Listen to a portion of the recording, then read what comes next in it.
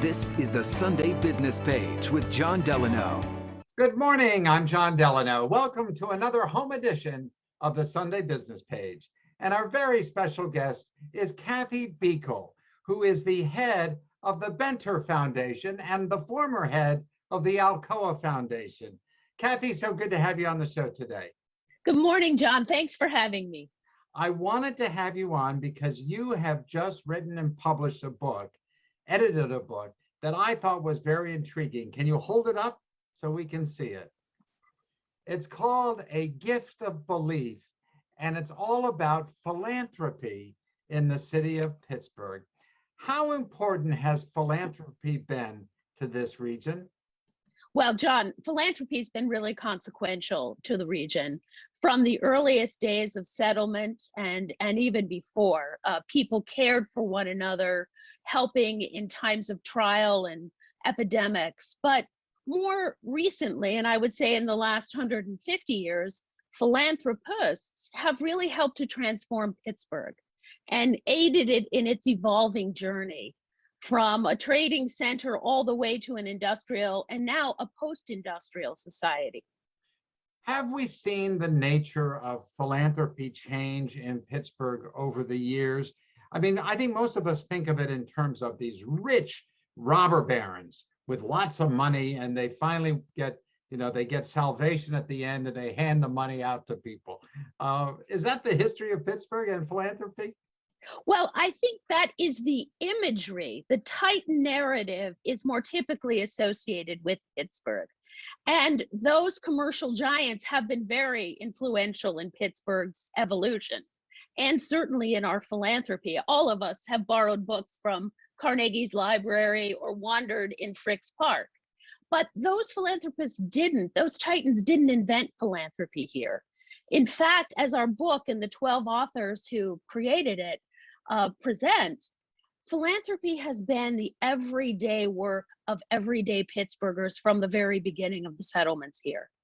And that blended story of these commercial titans making big civic bets and the work of everyday philanthropists, average people with modest means who created a social safety net and also really founded very important social service and cultural institutions in our region.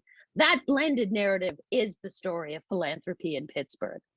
Well, I have to tell you, having read the book, that's sort of the untold story, because the philanthropy, this kind of philanthropy, cuts across racial lines and religious lines here in Western Pennsylvania, doesn't it? It absolutely does. And in fact, again, going back to that Titan narrative, we don't realize the crucial role that women, people of color, newly arrived immigrants all played in stitching together a grassroots social safety net in times of trial, and in lifting up people who wanted to better themselves or even get a foothold on the American dream in institutions like schools, who helped them in hospitals, who cared for them in respite centers and in orphanages.